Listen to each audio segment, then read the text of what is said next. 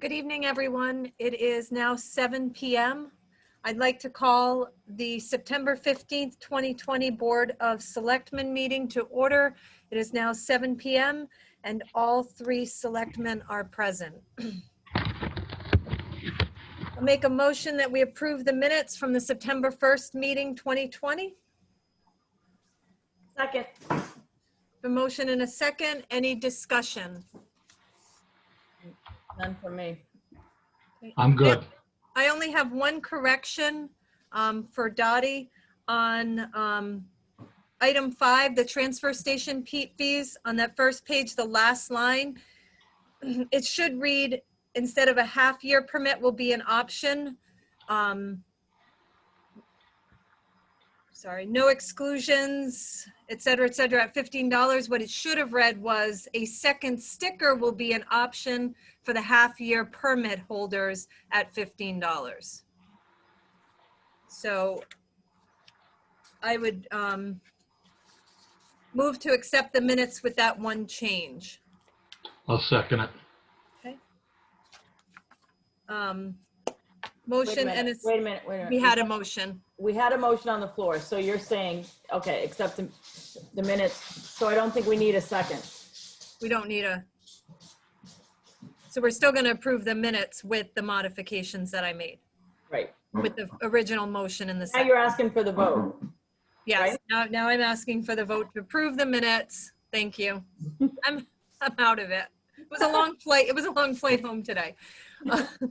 So all in favor of approving the minutes of the Tuesday, September 1st, 2020 Board of Selectmen meeting with the modifications that I made, say aye. Aye. Aye. Aye. Opposed? And that motion passes. There is no correspondence that I can tell. Did either Suzanne or Ken, did either of you get correspondence? I think I have none. the email that Tara sent out, wouldn't that be considered correspondence? Yeah, that's true. Oh, Regarding okay. all the information that we requested. Right. So that should have been added. Yep. Okay. And we'll be discussing that in a little while. Yeah. Okay, agenda item 3, selectmen's comments. Any selectmen's comments at this time? I do kind of have something. Okay. So I don't know how, if this can be a discussion or should be an agenda item for another night, but I felt a little blindsided by something on the agenda a couple of weeks ago. And I wondered if there is a way that we could add a section for department updates or something that keeps us more informed of what's going on.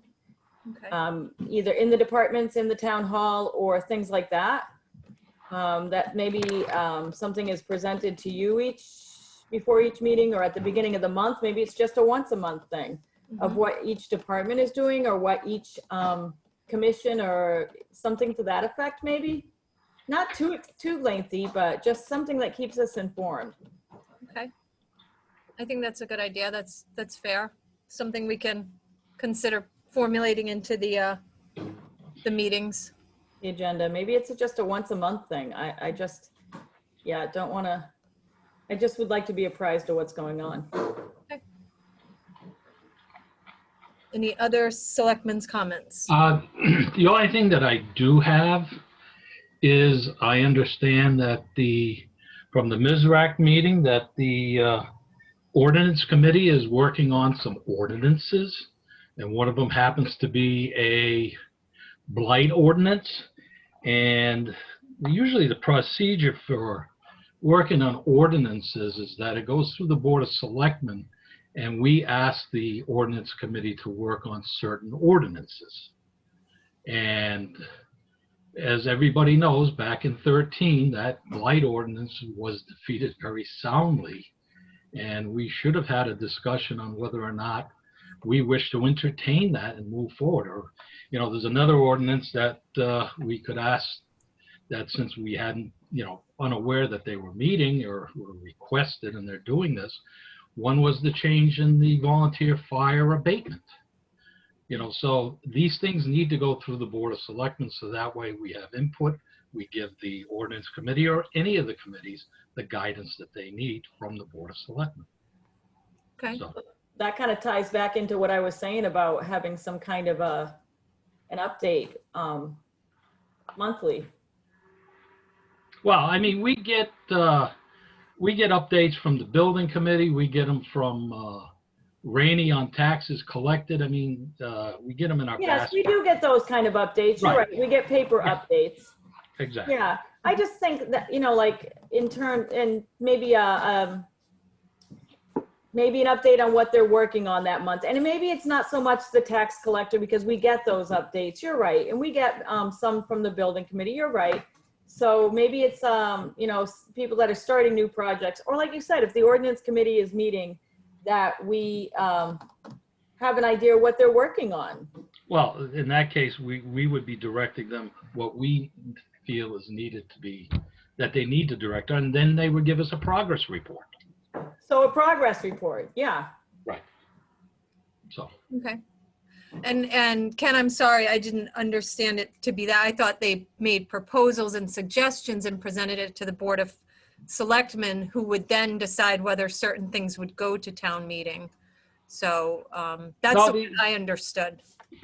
No, because They're an advisory committee and they make suggestions, but certainly the Board of Selectmen should and can have input. well, we have to have input because we Right. we Well, guide them. ultimately, we do in the end. So, Well, even what we made, there could be a law change that comes down that, hey, we need to address this. Here's the law. Give it to the ordinance committee and say, look, we need to incorporate this into this. Report back on your drafts and where you are. Or, we have the town attorney that, also in conjunction that we would work with ordinances and review. So it's a group effort, but those things are normally started with the Board of Selectmen, because what they may be thinking may not be what we wish for them to deal with or even want to address. okay. Any other selectmen comments at this time? Can I just ask, Ken, is that something in the past that you would put on the agenda? Yeah, we've put on working on in years past, emergency management director for one. There's been a few of them that we needed to amend, separating conservation and inland wetlands. These were different things that we had done based on law changes. We get the information, we give it to the board, the ordinance committee, here, we need you to work on this and, make this work. So on the agenda, you would put like ordinance suggestions or something, or it may be a specific ordinance or just ordinances in general, and Okay. you give an update on whatever ordinances are being worked on. Okay. Any more selectmen's comments? Okay, we'll move to agenda item 4, citizens' comments. At this time, we're open to citizen comments. You can either unmute yourself, you could type into the chat box to be acknowledged if you need to be unmuted. Joanne, did you have something you wanted to say? Your hand's been raised. Oh, that's a mistake. I'm sorry. Okay. I should have lost. Okay, I put it down. That was at the beginning when I couldn't hear what was going on. Okay. Charlie Obert. Yes. Good Can evening. you say your name and your address, please? Charlie Obert, 10 Quadic Road. Looking at the agenda tonight, I did not see any reference to the boat launch and the mill project that we spoke of a month and a half ago or so. And since then, there has been some discussion about the condition of the dam behind the Knights of Columbus building. And it occurs to me that if that dam, if the state comes in and deals with that dam, they're likely to significantly lower the water level and perhaps increase the current. And if that happens, it would be more to the advantage of recreational opportunities in the town to have an upstream and downstream canoe portage, or put in and put out. So I don't know what the status is on that, but I would like to again urge the Board of Selectmen to be sure that you look at the studies that have already been done by Trails and by EDC towards the discussion of outdoor recreation within the town. Thank you, Charlie. You're welcome. One other comment I have, since you just mentioned about the dams, and you mentioned in 1395. We have the dam at the Langus Pond, which is in Wilsonville. The water, if you read the report, they had recommended, Leonard Engineering, that we continue our inspection when there was no water flow. There is no water flow going over the dam, it's a trickle. And it would be to the town's benefit to have that further inspection done, since we're at low water right now. And if Charlie is interested with the condition of the dam behind the KFC, North Grounderdale Pond, there is a meeting this week of for emergency management about an evacuation plan, and working on that in the event that that leak gets worse moving forward. Okay, and Tira Penn has something she would like to share about the blight ordinance. Tira? Hi, Amy. Just a little clarification, since Ken brought it up, and we did cover this at the MISRAC meeting. The reason that the blight ordinance came back into play, it was entirely coincidental. In the early first quarter of this year sometime, I just happened to be walking through the Senate room while the ordinance committee was meeting, and I mentioned casually, that there were folks interested in seeing the blight ordinance revived, which led to further conversation. So I had agreed to redraft a blight ordinance based on the comments that they had the last time that was tried. So that is how it kind of revived. It was a little non-standard for sure, but Amy certainly read the new blight ordinance a couple of times, because it's been going around now for a few months.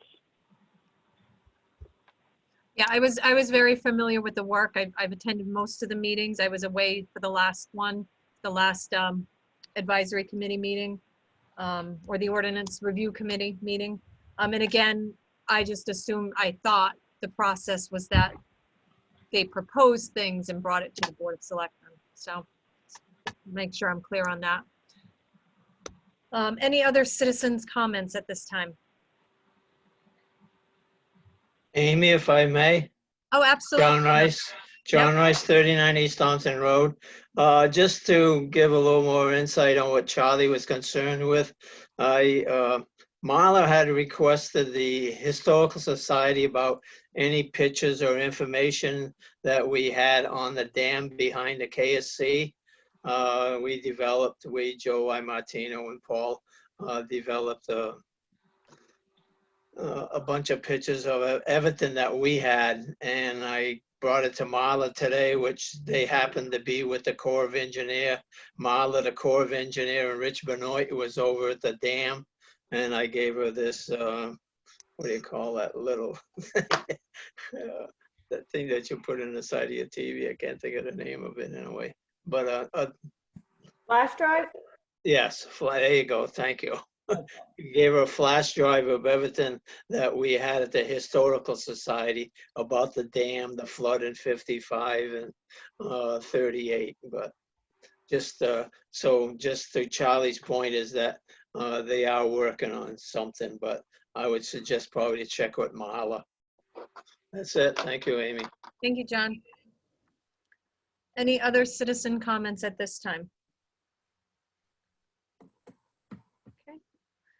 Hearing none, we'll move on to agenda item 5. This was intended as of the last meeting to be an executive session, but there is question about whether we can go into executive session. So our town attorney is here. So I'd like to bring his input in. Ken Slater? Can you hear me? Yep, I can hear you. Great. I got your question about there's really a twofold thing I'd like to address. The first is that there's no specific reference on your agenda that says executive session. As long as it's a regular meeting and it's an appropriate reason to go into an executive session, you can go into executive session by a 2/3 vote. And obviously, every vote on a 3-person Board of Selectmen is going to be a 2/3 vote if it carries. So you can go into executive session.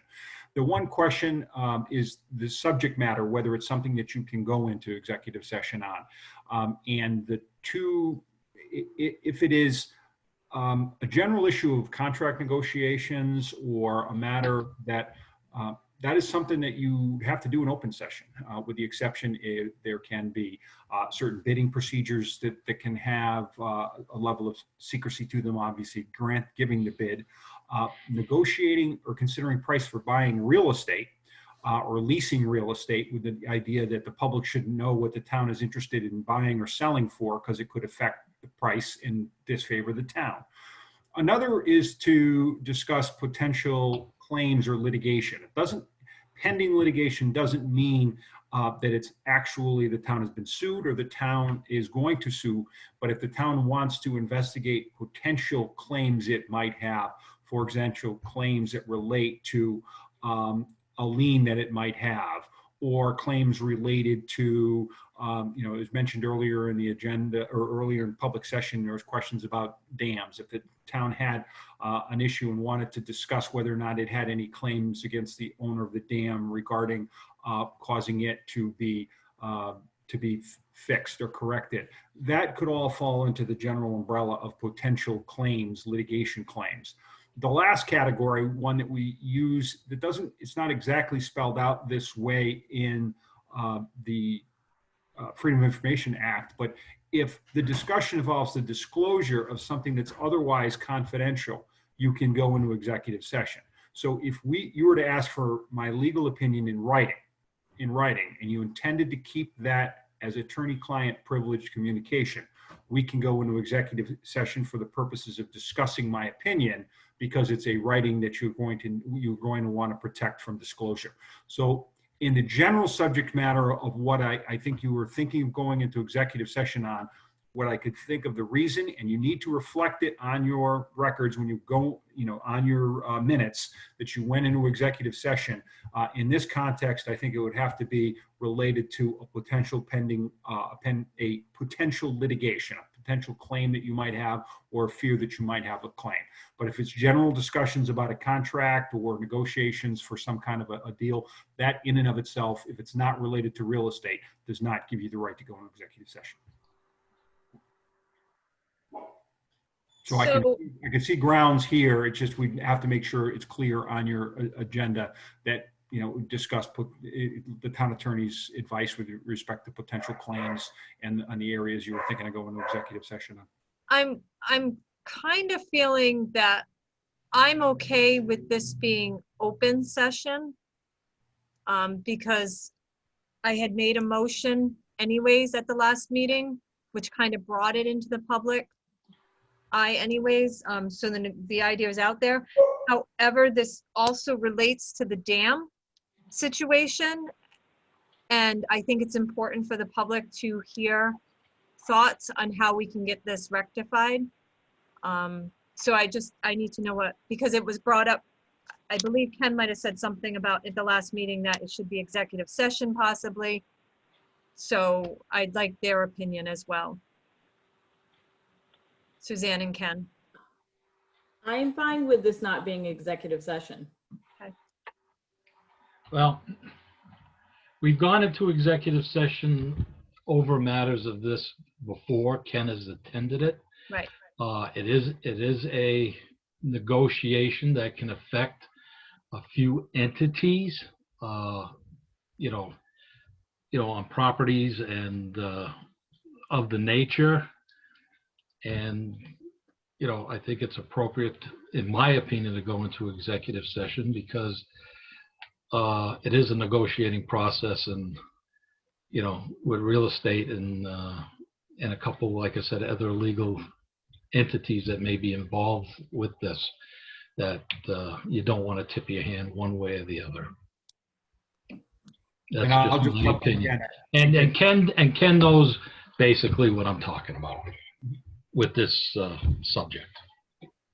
And I'll jump in again. I think I could support either way, that there is a basis. I just would want to make sure that the agenda, that the minutes, when they're prepared, they properly reflect the reason. And I think that it could include, there were a couple of reasons where it would be perfectly legitimate to go in there. On the other hand, if you don't think it's necessary, it can be in the open session.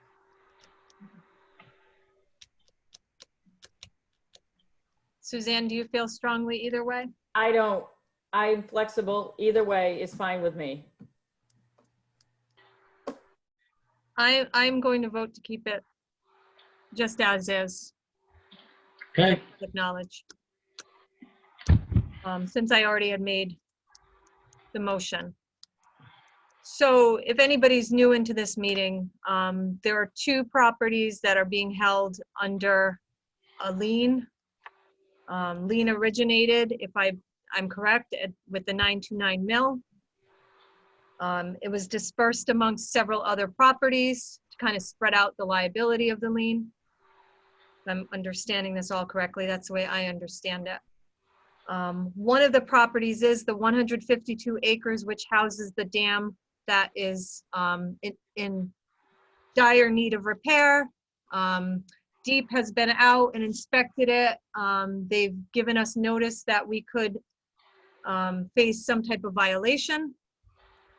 I think it's important that pressure be put on the owner of the property currently to repair the dam. And I think this is an opportunity for us to leverage and put pressure on. I spoke to the emergency management director. He just so happened to call me about the dam. He was there today inspecting it. Yes, they're working on a plan tonight with the fire departments, an evacuation plan. He would like to work with the town of Putnam because this affects the town of Putnam as well, if the dam should be breached.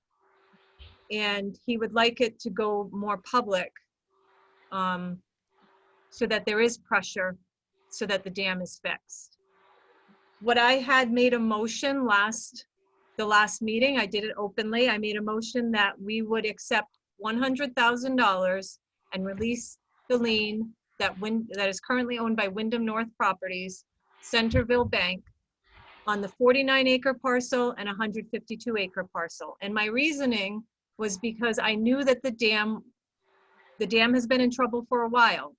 The pressure is on to get it repaired. I know that they're going to need to do something.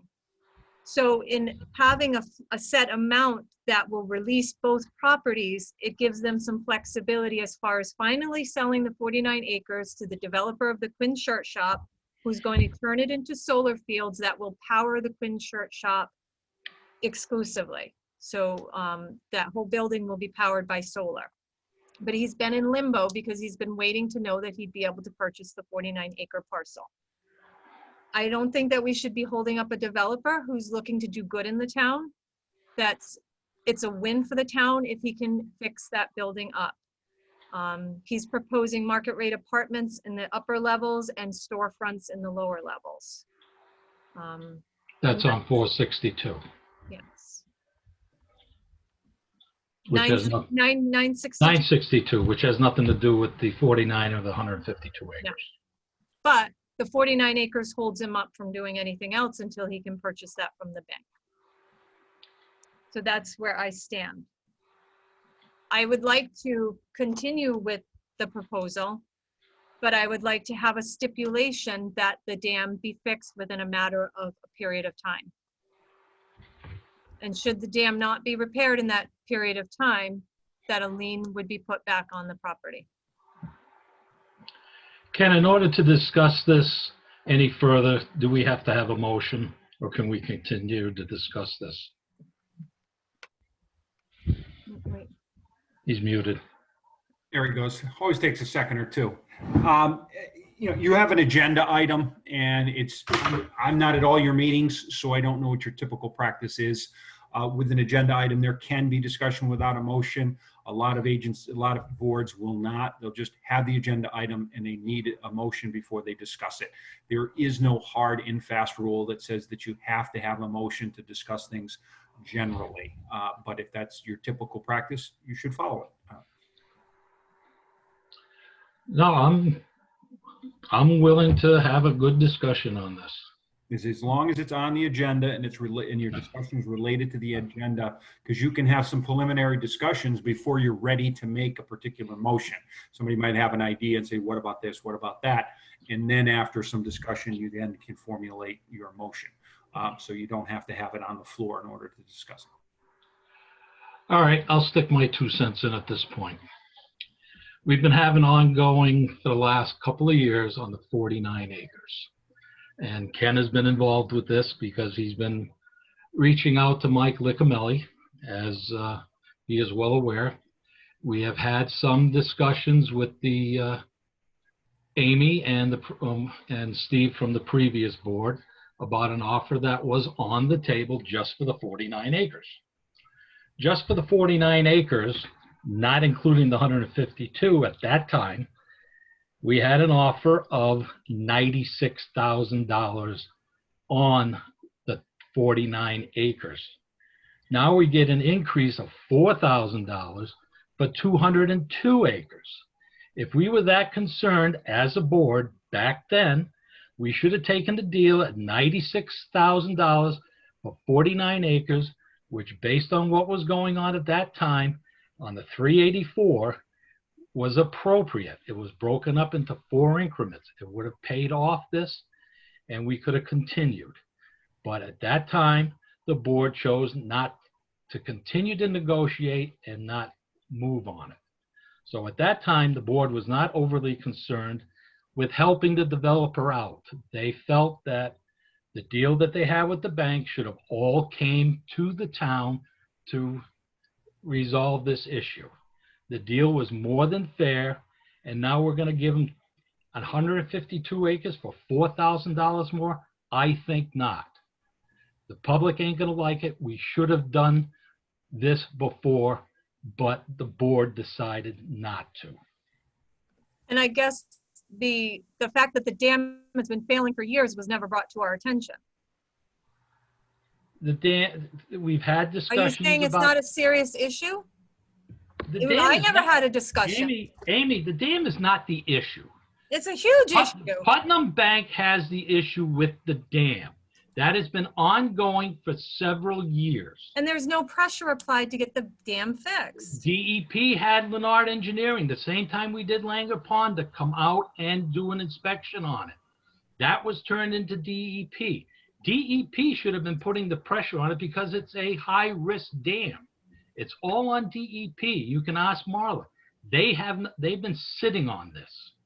What we're doing in case of a flood is appropriate to have some type of evacuation in the event. Even if you've got a healthy dam and we were to get a storm, we still should have that in place. But now we're looking, and the 150, the $96,000, we're talking small cities monies that goes back into the small cities fund. Okay? Right now, we don't even know who actually owns the dam because they broke off part of it and created another LLC with this. And you can have that discussion with Marla. She looked at it. We don't even know if they can actually split it again. But that's all on the bank. And yes, DEP, the town should notify them that they've got a pending problem. But that has nothing to do with the lien release. Believe me, I'd love to release the lien for 962 to get that project going. It was a great deal back in February of 19 when this all was our last offer and we started to discuss it, but the board decided to continue to negotiate. So if you're looking at what's favorable to the town, we take the deal for the 49,000, the 152 is still on them. We're the first lien holder. We have liability to the people in town. Yes, we have to put pressure on DEP to move this. Because I just don't see that that's going to work, putting the pressure on DEP. They move as fast as they want to move. I wasn't on the board when that other deal was made, but is that with the 49 acres and the 96,000? So I can't comment on that, nor would I. But it sounds to me like we have an issue with a dam that could be a safety issue. From what it's been brought to my attention, It could be. Marla has serious concerns. Nobody's disputing that the dam has its challenges and needs to have some work done to it. But we're talking about releasing a lien, which has nothing to do with us funding the dam or the town getting back its small cities money. That's a whole different avenue. If you're looking at releasing the lien and it's $384,000, that is spread out all on 929, the River Mill, which is currently under development, the 49 acres and the 152 acres, and you have two different banks that are involved in this. I thought there was one more property, Ken. I thought there were 4 properties altogether. You've got 915, 929, you've got the water tower. 49 and 152. 4 properties. There's 5 properties. 5 properties then, okay. You've got the 15, I think it's 15 acres where the water tower is, which is between Quinn's Shirt Shop and the 49 acres. Putnam Bank, when the development went bust behind the KFC to develop that into housing, when that went bust, Putnam Bank had forward money to them, you know, and they took it back as collateral. The town was first on that lien, and the bank was second. Bank did not realize it. They screwed up. In the 929, 915, and the 15 acres, Wells Fargo is first on that, and the town is second. And at that time, the Board of Selectmen had talked about it, that whatever dollars, since we were first on the lien, the bank should pay everything to get our 384 back. And that's why this deal did not go through at 96,000 for a portion of it, which was fair. And you know what I wish, Ken? I wish that you had fought as hard as you're fighting right now back then. Because there was a lot of things that you didn't explain to us as a board. So. We both had both attorneys in on the, well, Ken Slater attended that meeting. The passion that you have right now to fight for this now, to fight against what's being proposed now, is the fight that I wish you had had then. Because you would have swayed me.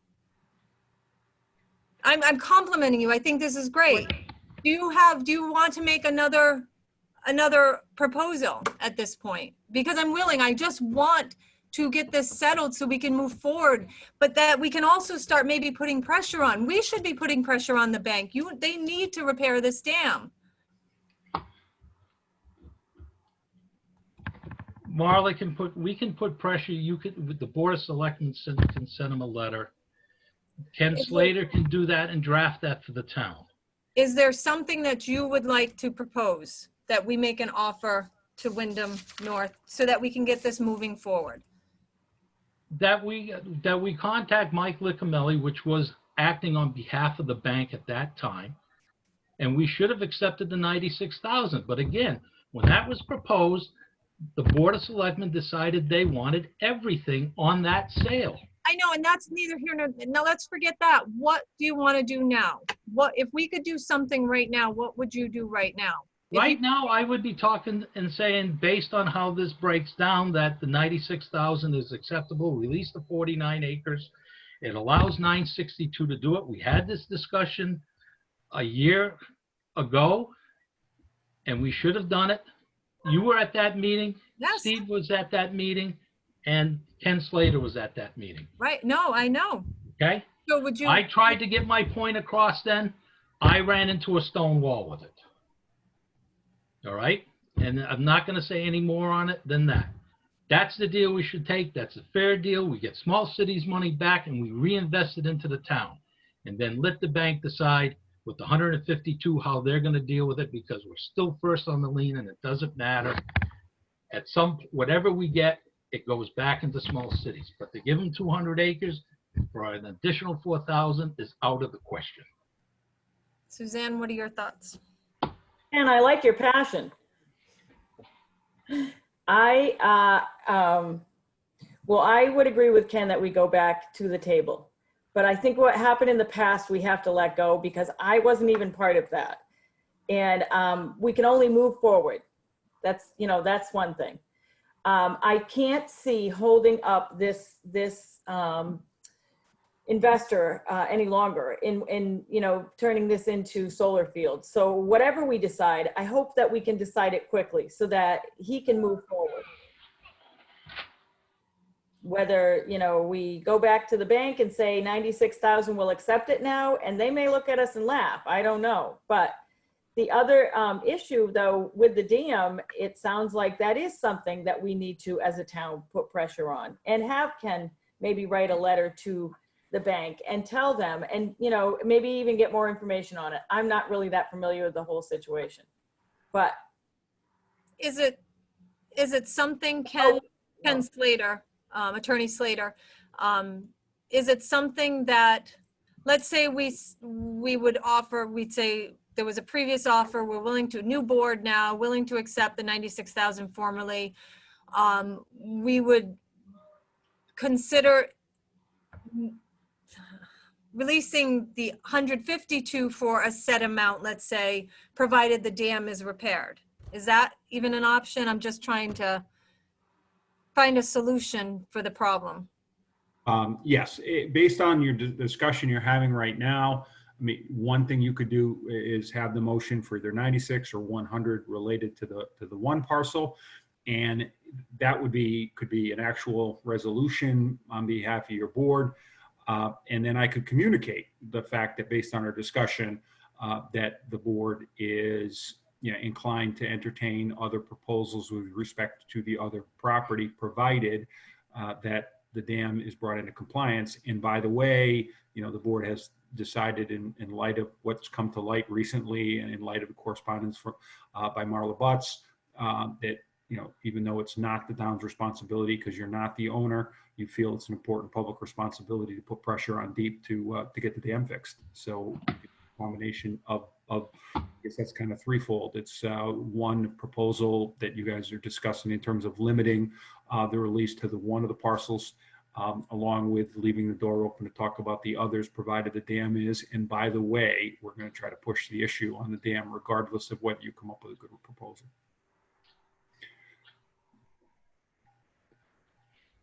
So my suggestion from the sounds of the discussion is you might have consensus on making a proposal with respect to just the one parcel. In which case, you know, you have been talking about 100,000, not that 4,000 is something to sneeze at, but you know, their proposal last year was not acceptable. Since you've been talking about 100, I'd make a friendly proposal of, rather than go back with the 96, is perhaps consider the 100, but only related to the one property. But by all means, you know, going right back to 96 is fine too. But that's one suggestion. And then you know, telling them, you know, the other option is open, and then I'll get back to you after I relay your decision. Okay. I have, just for clarity purposes, the small cities grant that was used for the repairs on the mill that were not completed, that money did not cost the town anything.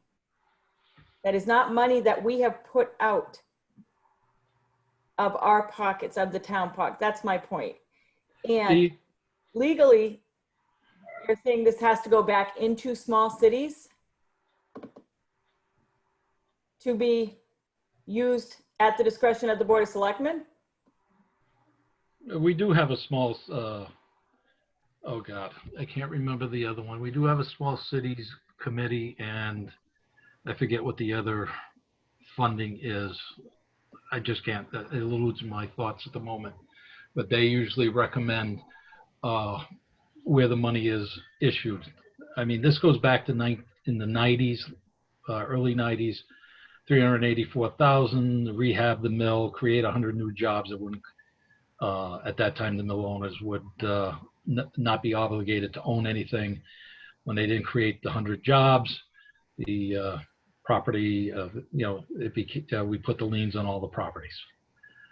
With that getting back, and normally that money goes back to small cities for usage, because that's helping with our revitalization through the whole corridor. And that's required. I wasn't involved at the time the money came in, but typically or often there's an agreement from the state in terms of what, if the funds come back to the town, there could be strings attached in terms of what it could be used for. So that might be why it's back. So there would be the strings attached, and that's up to the discretion of the Board of Selectmen as to how that would be reused. Is that correct? Based on the guidelines of the small cities. Whatever the agreement was with the state is, yes. So I can't say, I don't have that specifics of agreement in terms of what level of discretion you have, but that is a function of whatever agreement was in play when the money came into the, for that particular purpose. And Attorney Slater, that's something you could advise us on if we move forward with this as far as, okay. Yes. So, At this point, I would hope that the consensus is that that Ken Slater goes back to Mike Liccamelli, which is the one that initiated this, and reopen those discussions and maybe formulate a plan how to put some pressure on getting the dam and get DEP, involved. I mean, Amy, at any time you can call DEP in Hartford and, go up the food chain there and get some pressure put on there. So, I mean, you have that, you're the CEO, and there's enough directors and everything, that I worked with back when we were trying to get Sanitary Dash and, and John Gumpert to put pressure on, Sanitary Dash to get that cleaned up and to keep that alive, that, DEP kept involved and was willing to, resolve the issues to the benefit of everybody. so Attorney Slater, at this point, do we need a motion, or do we just? I suggest that based on the discussion, it sounds like the Board of Selectmen could authorize you to engage in in proceeding towards a release with respect to the one parcel in the amount of however you make a motion. But I suggest that if there is consensus, rather than just open the door to negotiate, why doesn't the board basically give the parameters of what you're willing to agree to, so that they have actual firm decision on the part of the Board of Selectmen, if you have one. If you don't, and you just want to negotiate, then that's another thing. But it seems from this discussion that you have the specific viewpoint with respect to that one property, which you would release it for either $96,000 or $100,000. Make the motion authorizing you to negotiate based on those parameters, and then we'll go back to Liccamelli and Attorney Block and see if we get it done. If we can't, we'll report back to the board. With that, I'll make a motion that the board approves the release of lien on the 49-acre parcel for $100,000. And authorize Ken Slater to act on the behalf of the town, Correct. in the negotiation process. I'll second it. We have a motion and a second. Any further discussion on this matter? I did have another question, but it's in regard to the fact that there's a second bank involved, and how is that involvement? Well, Putnam Bank sold out to whoever the new bank holder is. Are you talking about Centerville Bank, or are you talking about Wells Fargo? No, you were talking about Centerville when you talked about it at the last meeting. Right. I did not know who Putnam Bank and Wyndham North sold out to by any means. But you mentioned Wells Fargo. Right. That's where Wells Fargo was the lien holder on 915, 929, and the water tower. That's what Wells Fargo is the first lien holder on. I'm not sure, and we'd have to go back and look, because as everybody knows, Wells Fargo had its financial and issues with the public and everything what they had been doing. And I'm not sure where John Gumpert, Mike Harmon, which is the guy that wanted to demolish the mill, and where Andy Scott is. It's possible one of them may have assumed, the Wells Fargo lien. The research would have to be done. And I'm trying to remember, there was an issue with that back when. But that does not relate to the 49 acres.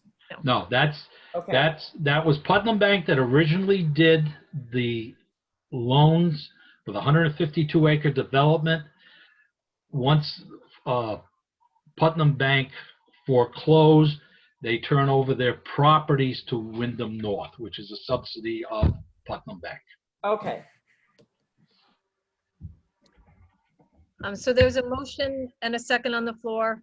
Any further discussion? All in favor, say aye. Aye. Aye. Opposed? That motion passes. Attorney Slater, I have one more question. On the 152 acres, do we need to offer up some type of motion to give you authorization to maybe or to extend to them that will entertain an offer provided on that parcel, provided work is, that the dam is repaired properly, or? I don't think it's necessary for a motion on that. We don't have a firm proposal on that. But I think based on the discussion of the board tonight, based on your authority to attend to the affairs of the town and mine as town attorney, we can convey that message without a motion. Okay, I would appreciate that. And I will certainly, the emails really were just coming in while I was away from Deep, so on the dam. So I'll be following up with that anyways. And Ken, you'll give us some guidance as far as what we can do, a plan for the pressure for the dam itself? Yes. I mean, what I don't have a full handle on is the resources behind it, but you obviously have the bank with a lien there. So we'll look into that. And I read Marla Butts's report to them, and based on that and this discussion, we'll see where the pressure points might be. Great. Well, thank you for joining us tonight. Okay.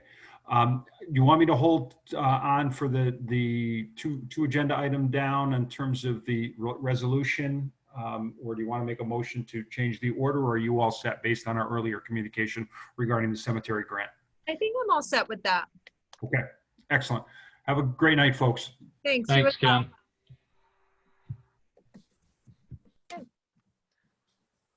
Okay, agenda item 6, foundation repair, 65 Main Street. Discussion and possible action may include bid opening. Items open for discussion. And obviously, I'm here, guys, for whatever questions you may have following all the backing material I sent you. So do you want me to start this? Sure. I read through everything. Thank you for putting that all together, Tara. And I have to say, this whole project, I was blindsided by. The last time that we voted on anything, I think with regard to, and maybe I'm wrong, correct me if I am, but the last time we voted on anything for 65 Main was to just have a garden there. So I was pretty kind of caught off guard. And when I read through this, I was concerned that it had gotten to this point without any updates to the Board of Selectmen. Now, like I said, if I missed something, then I apologize. With that, Well, the trust, certainly you saw in the trail of the minutes, did vote on it while Ken was first. So Ken was certainly aware of it and in that meeting at that time.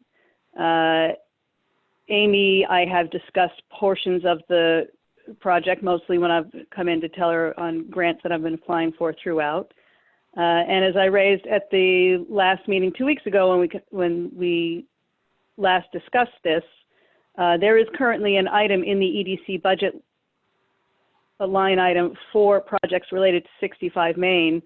I feel fairly certain that I described more than just the garden in that project as I was making the case to the Board of Selectmen for that budget item, which did end up getting voted on by the Board of Selectmen and passing through in that way.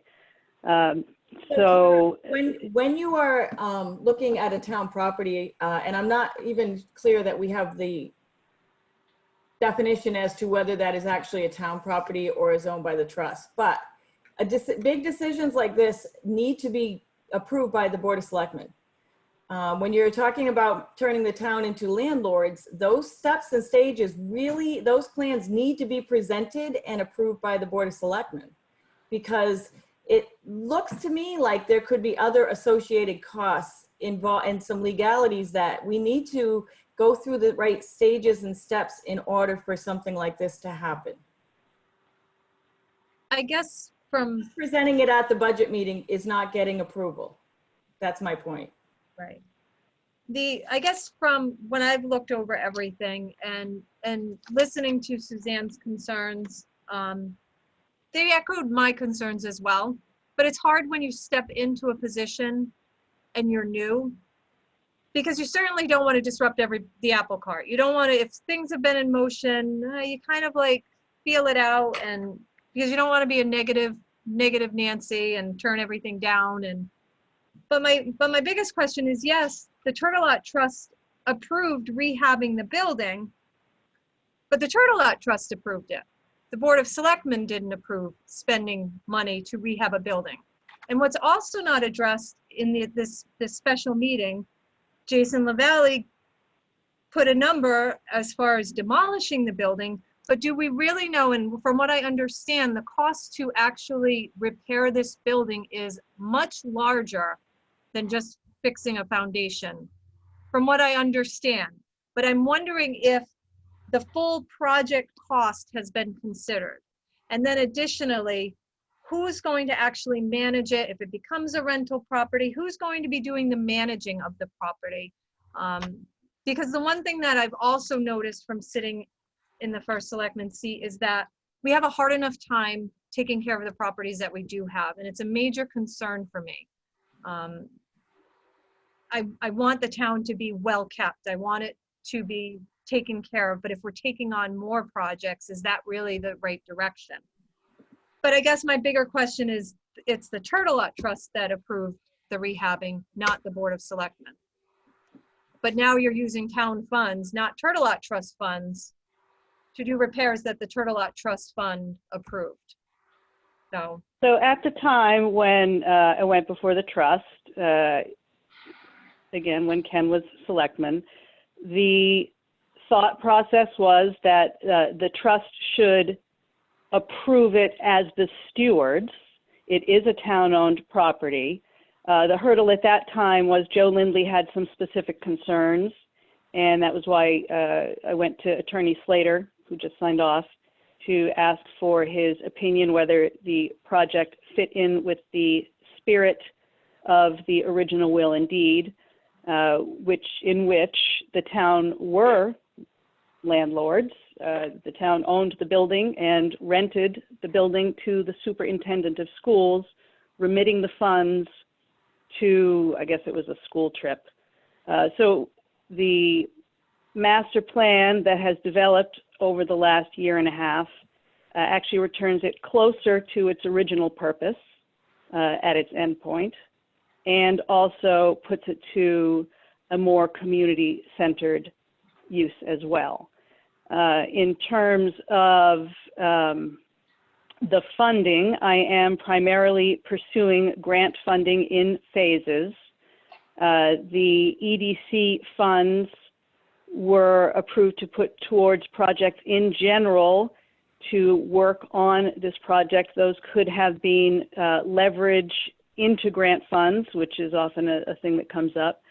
But after discussion with EDC, it was determined that the most pressing thing would be to repair the foundation, because nothing can be done to that property unless it's sufficiently stabilized. I would agree that the town does have a burden to maintain the properties it owns, and this is one of them, and it has not been maintained sufficiently over the last however many years that it's been vacant, 8, I believe. There are multiple boards and commissions made up of volunteers who have put a great deal of effort into developing these plans with me. into trying to imagine ways to put it to higher community use. Those things have not been a secret. Ken and Amy certainly have been a part of more conversations than you have, Suzanne, just because they have more of a presence at Town Hall on a daily basis. It's a well thought out plan that's got support from people who are intellectually, philosophically invested in the property. And I think all of them would agree strenuously that there is no benefit to allowing it to continue to degrade by neglect when we have the opportunity and a commission who's willing to put the funding into at least stabilizing this piece while I continue to seek funding sources for the rest. With all due respect, I think that there needs to be a little more investigation into this building and to get more of a consensus as to whether this is the right direction to go in, and is this the direction that we want to go in. I feel that in reading Ken Slater's interpretation, and maybe I should have asked for him to stay on, it looks like this plan, when it is complete, needs to be approved by the Attorney General. Need is No. a strong word there. The recommendation was that we seek relief from the conditions of the will upon the rehab after it's got to a certain point, essentially to give the town greater flexibility in the future. Ken's opinion on it verbally to me, which may or may not be as clear in the formal structure of the letter, is that there's not going to be any obstacle to that. It's just essentially an additional protectionary measure to make sure that the terms of the original will don't come back on you in some unforeseen way down the line. The other obstacles that I see is that you're looking to turn the town into landlords. I don't like that at all, because that is a liability. And there's issues with that building, and that is why Teague, they looked into it to have it restored. And there were such issues with that building, it was not going to be anywhere, it was going to be costly, very costly to have that. It is not ADA compliant. And to put it, you'd have to put an elevator in it to make it ADA compliant. I mean, there's a lot to look at here. I don't think I'm ready to move forward with doing anything. I don't think that putting a park there without discussing it with the Board of Selectmen is really fair to the Board of Selectmen, who will then be held liable and responsible.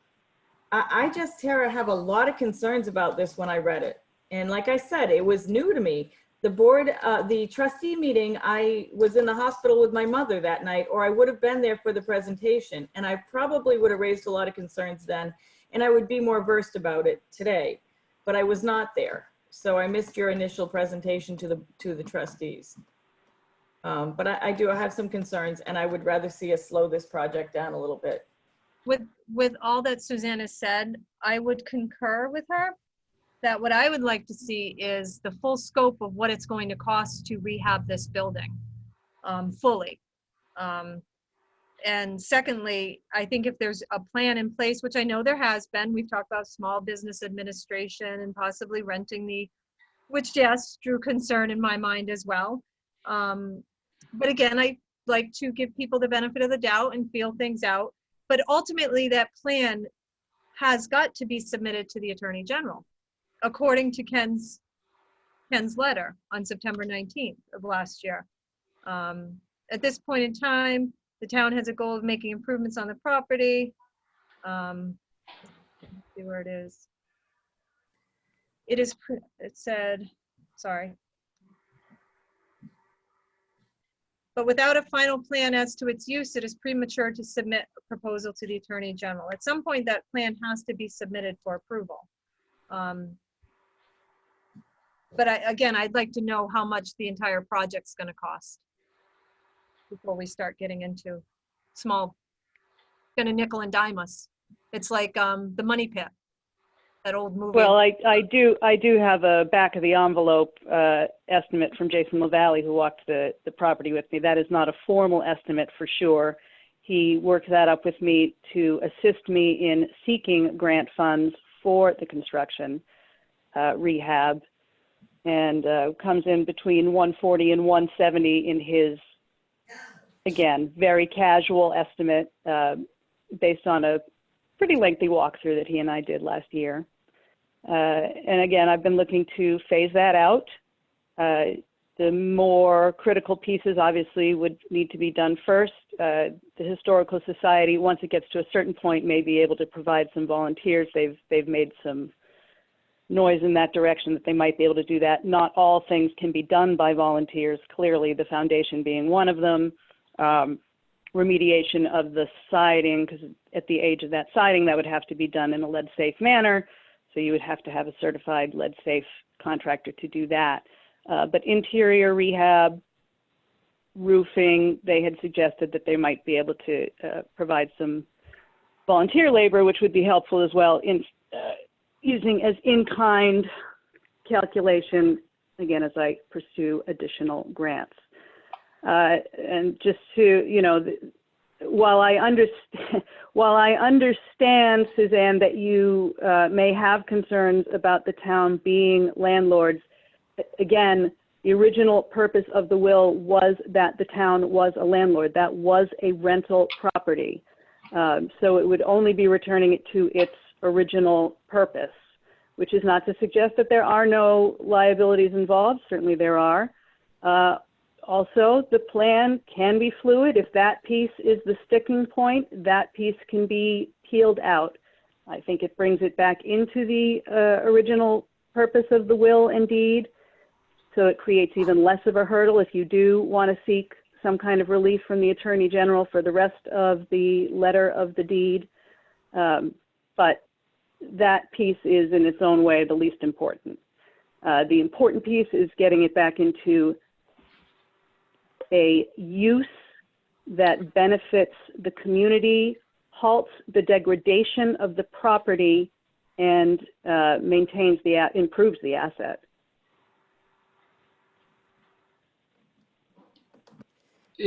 At some point, if we decide to whatever development of or usage of that building, the first thing that's got to be done is the stabilization of that one corner of the foundation. That was brought out when we had UConn do a study a couple of years ago. They looked at it, whether the building was salvageable or not. They said the building was in remarkably good condition, except for the fact that one knee wall was just on the ground, and that's why the building started to sag. There's always ADA issues depending on how you use the building. I mean, you could use that building for, you know, a business center, anything where you only access the first floor, and you can make that ADA accessible very easily. But I would think that with the town, it should maintain, you know, the integrity of the building, even if it's just a stopgap method until we put a final plan in, and that's the stabilization of that section of the foundation, so that way the building can be repaired and jacked up a little bit and brought back into usefulness before it deteriorates any further. For the few $1,000s for that, it would save us over the, say, another 2 or 3 years while we're putting a complete plan together. The building can continue to deteriorate beyond where, instead of the $175,000 bill, now we may be at $350,000, and it doubles because of, you know, continued damage. If that's the direction that we want to go in, I mean, maybe taking down the building is the safest and beneficial way to go. Maybe we find it's full of lead paint and asbestos. I mean, there's a lot to this. Before we go spending a dime more or an hour more, I would rather have a concrete estimate and of two different ways. One to take it down, and one to what it would, you know, the rehab and what the cost associated with that. And then there is the stages and steps and the protocols and how to get these things done. Going out for an RFP, I'm not sure that you can just go out for bid like that without having it approved by the Board of Selectmen. So we need to make sure we're following all the procedures and doing things appropriately. So there's a couple of different things on the table that we're talking about. And I mean, Well, that, I cannot stress enough that the idea of demolishing that building would be a terrible choice for the community. It is an absolutely salvageable, rehabable building with a community history. A demolished building is an environmentally unfriendly building. It is material that you are trucking to landfills. Buildings that go up in their place can never be built to the same aesthetic standard. The cost to rebuild is an entirely different level of inefficiency. The principle of adaptive reuse is one that revitalizes communities much beyond demolition. All you have to do is look at the end of my street to the remains of that mill to see how demoralizing unnecessary demolition is. So I cannot stress enough that that would be a terrible choice unless, of course, you were to discover that, oh my God, it is a present structural danger. It must come down or it could fall on some kid's head. That is not the case here. There are cases when safety is such a concern. So we could debate Eminently it. rehabable. We could debate it all night, but what we need is a little more concrete information. and And what concrete information are you after, Suzanne? I would like to have an estimate. I would like to have an estimate on what this building is going to be cost-wise to actually rehab. What are we looking at? You know, are we looking at asbestos in the building? Are we looking at lead paint? What about making it ADA compliant? The first floor, the reason Teague moved out is the second two floors needed to have an elevator to make them ADA compliant. As a municipality, do we have to follow that guideline and make sure that the second and third floor are ADA compliant, even if we are to turn it into an apartment? There's just a lot of information and factors. Like I said, I was not privy to this whole project. I did not have this information that I have now. And having this information, I would say put the brakes on it. And let's get some more information as to what it's going to cost when it's done to maintain it. Who's going to maintain it? How's it going to be maintained? And I would like some definition on the protocols and how you should be moving forward with this. And in terms of when you go out for any kind of bid or anything like that, do you need the selectmen's approval? Sorry, my dog's attacking me. So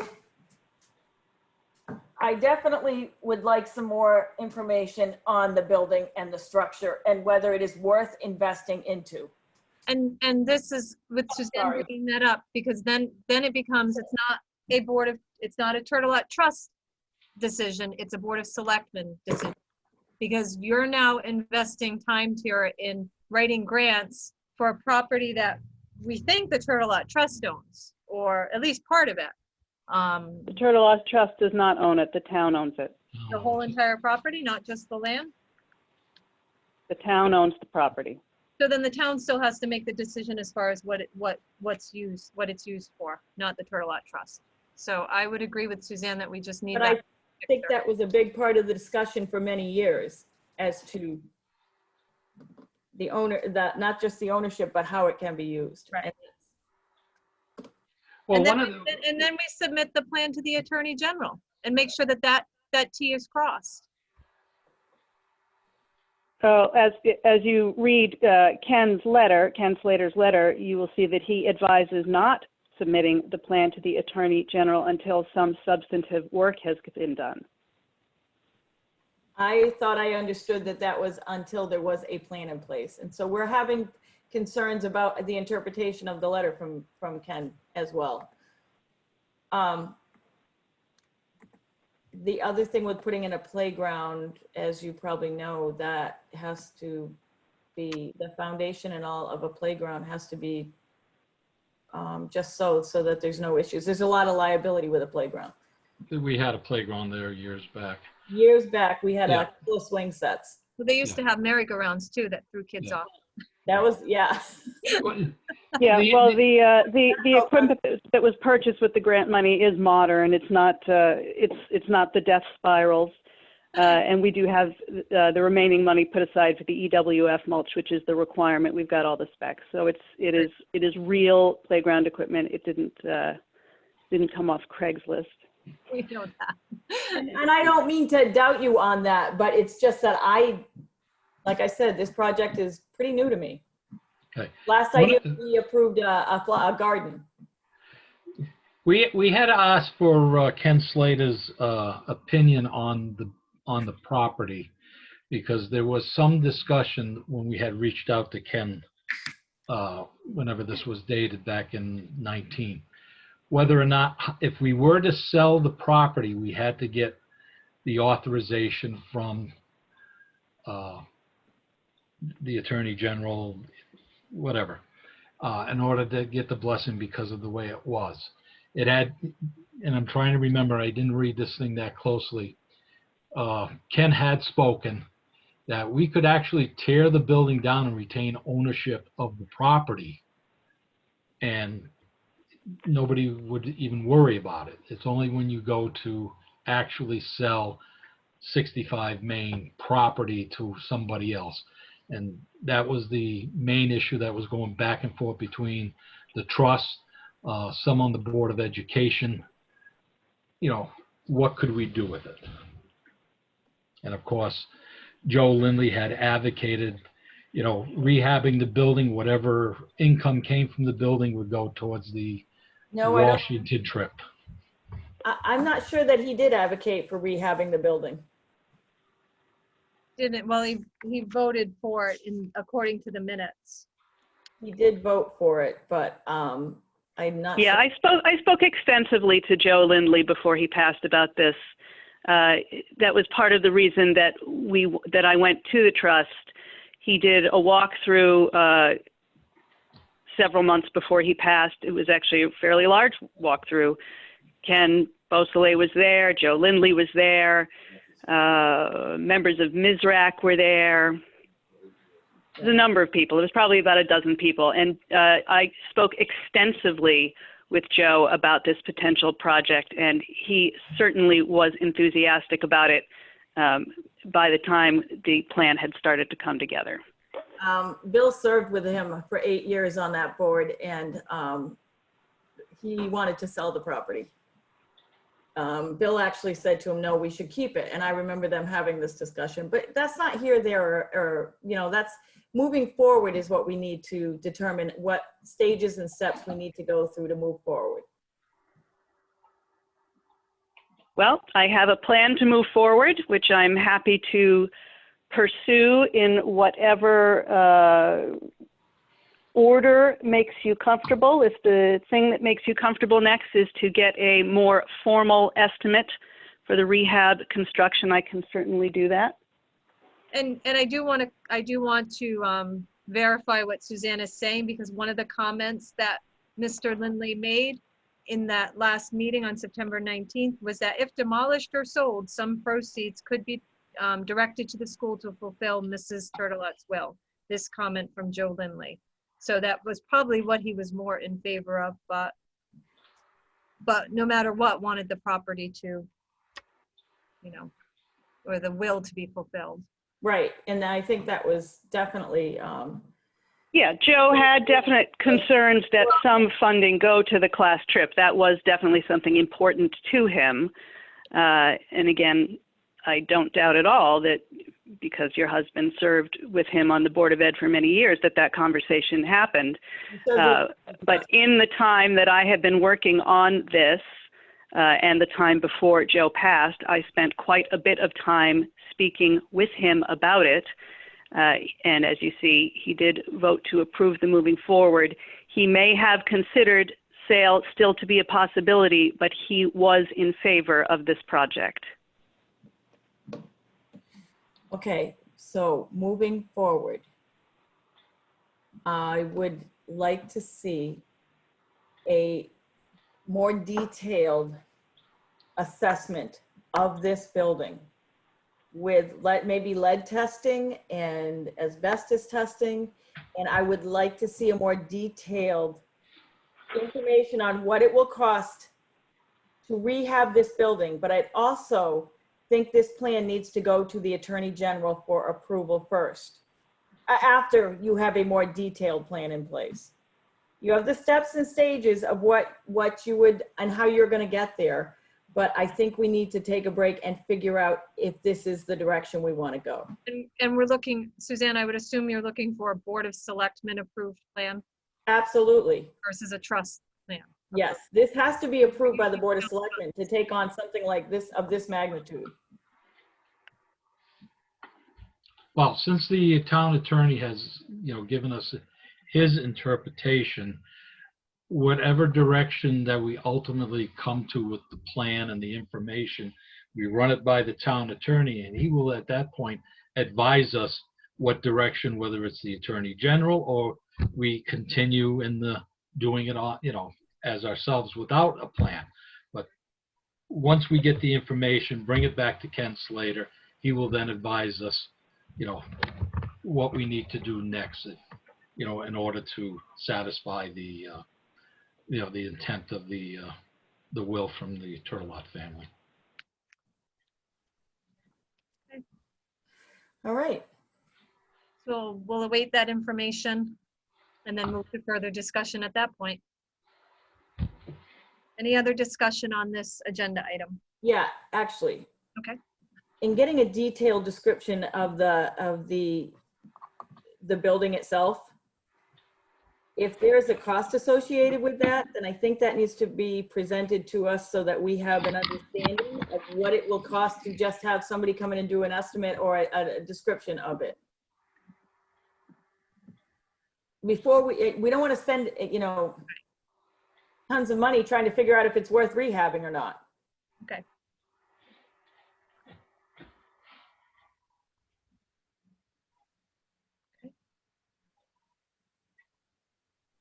Right. Any further discussion? Moving on to agenda item 7, resolution for neglected cemetery grant.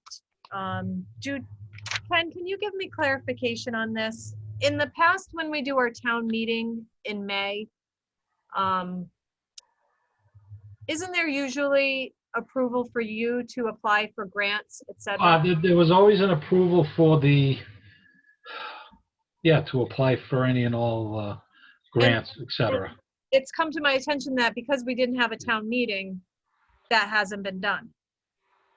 And Yeah, because that's usually part of the warrant. yeah, Usually when we call the warrant, it's always part of it that the townspeople authorize us to apply for any and all grants. so not quite being prepared for our town meeting yet, that we will be having in the near future for various matters. Carolyn Wurge has to submit the neglected cemeteries grant by the 18th, which is Thursday. So, wait, sorry, Friday. By Friday, she has to submit it. So I asked, utilizing the executive order again, which would allow us to make this decision tonight as a board, to give me authorization to apply for it for Carolyn. Ken Slater drafted a resolution. So at this time, I'd make a motion that the board adopt the following resolution. Town of Thompson Board of Selectmen resolution authorizing first selectman to apply for State of Connecticut neglected cemetery grant funds by Executive Order 2020-7JJ. Whereas on March 10th, 2020, the governor of the state of Connecticut declared a public health emergency and civil preparedness emergency for the state of Connecticut pursuant to the Connecticut General Statute Section 19A-131 and 28-9 in response to the global pandemic of COVID-19 disease associated with the novel coronavirus that is currently affecting multiple countries and states. Whereas on March 13th, 2020, the President of the United States declared a national emergency to combat the coronavirus that is currently infecting the population of the United States. And whereas the effects of the transmission of COVID-19 has resulted in the spread of infections in the town of Thompson in Connecticut and throughout the country, as well as resulting in shortages of personal protective equipment and other supplies.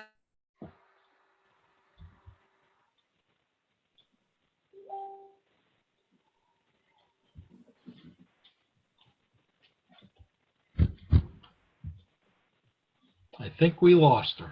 I was gonna say, I thought it was me.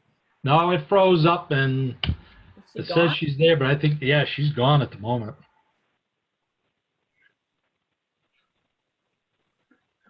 She's gonna have to try and get back on. I wonder if she's still reading the motion. I don't know. Why don't you text her and tell her I'll text she's her. gone?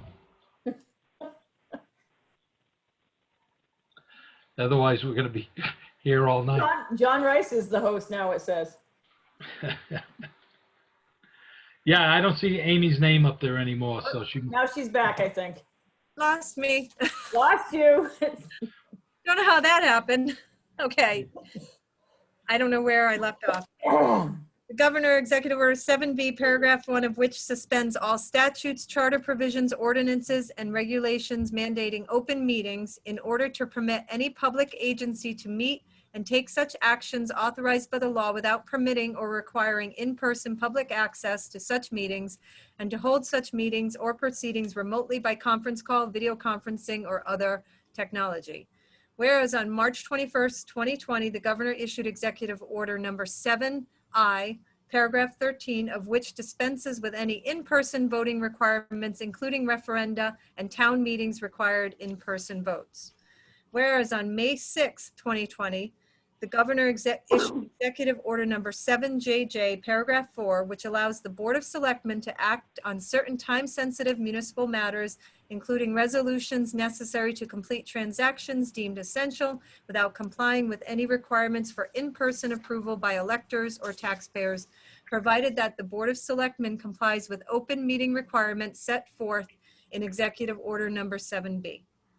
Whereas on September 8th, 2020, the governor issued Executive Order number 9A, paragraph 1, whereby the above referenced executive orders are extended until November 9th, 2020. Whereas authorization to approve grant applications are submitted to town meeting for approval. Whereas time is of the essence to file a neglected cemetery grant application with the state of Connecticut. Whereas if eligible grant funds are lost because of an inability to hold a safe in-person, the town of Thompson will suffer substantial final loss. Now therefore, in accordance with the findings set forth above and the powers vested in its pursuant to paragraph 4 of Executive Order 7JJ, the Board of Selectmen hereby resolves as follows. Now be it resolved that the first selectman of the town of Thompson be authorized to cause the preparation, execution, and submission of a 2020 neglected cemetery grant application on behalf of the town of Thompson. Signed, its Board of Selectmen, the 15th day of September, 2020. So I make that motion. Second. Okay, we have a motion and a second. Any discussion on this resolution? Question. Mhm. Any grant that we are applying for, do we need this resolution? It would have been anything that I have to sign off on, right, Ken? That's the way I understand And it. any Well, grant- it's that and applying for any grant anyway. any Specifically, grant on the and behalf of the town of Thompson, right? Right. Right. I mean, that's done under the normal May annual meeting. And this one specifically is asking for that signed document. Yeah. Normally Carolyn submits the town meeting document. And she Yeah. didn't have that, and she was just like, I don't know what to do, and so. You know, I don't know when we're gonna have our next town meeting. Maybe Ken can draft a resolution Yeah. giving the Board of Selectmen carte blanche to be able to do any and all I'm grants. strongly hoping by mid-October to have that hybrid meeting. That's when I'd like to move forward with a town meeting for some various issues, which I'll discuss at the next Board of Selectmen meeting. Actually, it'll probably end up being later into October. But there may be other things that come up, so. Yeah, If Ken can draft something, it'll cover us. because at some point, the executive order by the governor will expire. I think it's important I would rather have it Let's case vote by on this. case. What did you say, Suzanne? I'm Let's sorry. vote on this. Oh, yeah. So we have a We're getting motion. a little off target. Yeah, we are. We have a motion and a second. All in favor of adopting this resolution for the neglected cemetery grant funds? Aye. Aye. Opposed? And that motion passes. Agenda item 8, other business. Is there any other business that either selectmen want to bring Okay, before so- the board? Now we can discuss this if we talk about it under other business, right? We have to add it to other business, don't we? We? Yeah, anytime you have other business, you got to vote to add something. Right. Well, maybe we could put it on the agenda for the next meeting, All right. unless you want to have a discussion. Yeah. It's out there. So. Agenda item 9, citizens' comments. Any other citizen comments at this time? Feel free to unmute yourself. May I, Charlie Obert. Charlie? Just 2 quick points. One is that there does seem to be a little bit of confusion between what the various boards and commissions have been working on. In the case, one case is what the EDC has been working on with the rebranding of the town, and also with plans that were being discussed for over a year now about work that should be and could be done at 65 Main Street. Apparently, not all members of the Board of Selectmen were in the loop as tightly as we thought. And so when it came about, this discussion tonight kind of surprised me a little bit. Although I guess it really should not have. The fact is that unless that property is stabilized sometime soon, then the option to stabilize it and work on it becomes a non-factor. It's very easy to take historical buildings and turn them into holes in the ground. And I, for one, would rather not see that at the case of 65 Main Street or at the case of the River Mill. The other point, though, is that the discussion that went on about the dam, be very careful that we specify how it's to be repaired. I believe someone, it might have been Ken Beausoleil, made a comment about having further inspections conducted on the mill dam in Wilsonville. I would recommend, as a member of the Board of Inland Wetlands, we have been talking about dam conditions and dam safety on an ongoing basis. And the people that have been owners of that dam behind the Knights of Columbus have been like eels. They've been weaseling around trying to avoid their responsibilities on it. It is far cheaper for them to come in and knock it apart than it is to restore it to what I believe is the desired condition for the developer at the Riverside Mill and for the town itself. So just be very careful how you word it when you say that in the future we'll release the lien on the property if it's fixed properly. Thank you, Charlie. You're welcome. Any other citizen comments at this time? I thought Brian Lafredo may have had his hand up. Yeah, I don't know how to put up my hand. Thank you, Okay. Ken. You can just unmute yourself, say your name and your street address for Dottie. Okay, Brian Lafredo, 388 Lowell Davis Road.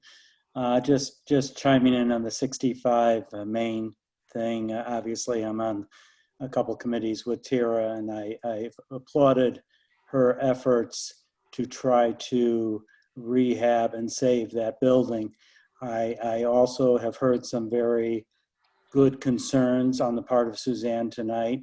Some of those concerns I raised with Tara when I first saw the building, having been in the building materials retail industry for many years. I just want to say that having moved here after that other mill was already torn down, that tearing things down are often not the solution. They become hazards, they become eyesores, safety hazards. They can hurt a whole neighborhood's property values. There's a huge can of worms in destroying, as well as a can of worms in trying to rehab. I also look at the other side of the coin. If you wanted a building there and had to rebuild a building of the same size, I am probably going to guess it would cost more to put a new building up than to save the building that's there. For me, if the building is solid, if it can be saved with relatively affordable methods, and a use that fits that building can be found, such as some of the ideas Tara has. There's certainly other ideas that we can listen to. I just think that's preferable to taking down a building, ending up with another empty, useless lot. And even if someone wanted to come along and replace it, they might end up spending 2 to 3 times as much to replace it. Just something to consider, that's all. Thank you. Thank you, Brian. Any other citizens' comments at this time? Charlene Langlois, say your Charlene. name and address. Yep, Charlene Langlois, 369 Lowell Davis Road. I have 2 questions or concerns. With the dam and the water as low as it is in various places, and being on the river cleanup a couple years ago, is there any way that you could get people in there to clean the river edges and get the dead trees and barrels and shopping carts and tires and clean all that up while this would be the safe time? Because I've gone in a few times and asked for that to happen, but the water's too high, it's too fast, we don't have enough people. So if there's anything that could be done with that to help make the river look kind of a little bit more pleasant view looking, that would be a plus. And I see it myself and I'm thinking, well, I could probably get in there and get a few things done. But if that's, I don't know who does that, but if that's the town people or whatever, I'm sure there's a committee and a meeting for it. So they could probably bring that up at one of their meetings. And then the second thing is with the Main Street building or anything, I don't even want to use the Main Street building or Tara's name or anything in any of this and comment. I just kind of, being a citizen sitting on the outside, it seems to me that anything that happens in the town of Thompson is a forever project. We'll be talking about this 65 Main Street or the dam probably 5 years from now with a dilapidated building or a dam that's broke. And so I don't know what makes other towns move faster or things get complete, but it's just a never-ending story in the town of Thompson. And I'm not really sure how much longer you're going to be able to have committees and commissions of people sitting and giving their time to a town that absolutely is as slow as molasses. And so it's discouraging to be on, and I'm on a few of those committees, and there's always, I know that you'll get resilience and backlash, but you always can push forward and have something done. But it just feels like this is a never-ending story for the town of Thompson, and it gets frustrating. So if you're tearing something down, then give 65 Main Street a new building where a vision that somebody exciting that has, like Tara, that has a vision for the town of Thompson, build her a building and let her have a place to have something happen. Because even as much work as she puts into things, it's always like, we can't do that, you got to do this, we have to meet here. I get there's legal things, but And I hate using Putnam. I'm gonna start going to another town so I can watch them do things. Southbridge, they just get things done. They clean their rivers, they clean their edges, they light their parks, they have Christmas music, they have Christmas decorations, they have beautiful buildings, and there's no reason why the town of Thompson cannot have that. And so I just wish that we would move our mouths more than we move our meetings, and just in our hands, and get things done, so we don't have to look back at the notes and say, well, back in 2020, we were talking about this house, and now it's 2026 and it fell to the ground, and we should have done something about it then. How about we just do it? And what's that saying? Somebody in the town said, you do things and ask for forgiveness later, because we're never going to get nothing done.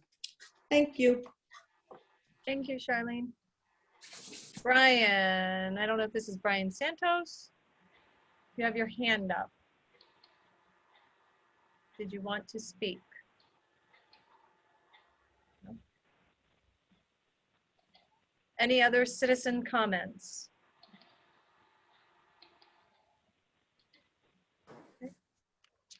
Hearing none and seeing no other hands, I'll make a motion that we refund the following individuals. Elizabeth Dumaine, $18.73. Volkswagen Credit Leasing LTD, $186.98. Dean R. Wilga, $9.62. Ryan C. Booth, $17.04. Honda Lease Trust, $78.53. CCAP Auto Lease LTD, $362.53. Vault Trust, $199.46. And Honda Lease Trust, $176.57, for a total of $1,049.46. Make that motion. Second. We have a motion and a second. Any discussion? All in favor of refunding those amounts, say aye. Aye. Aye. Opposed? And that motion passes. I'll make a motion that we adjourn at 8:37 p.m. Second. All in favor? Aye. Aye. Meeting's adjourned. Thank you, everyone. Good night.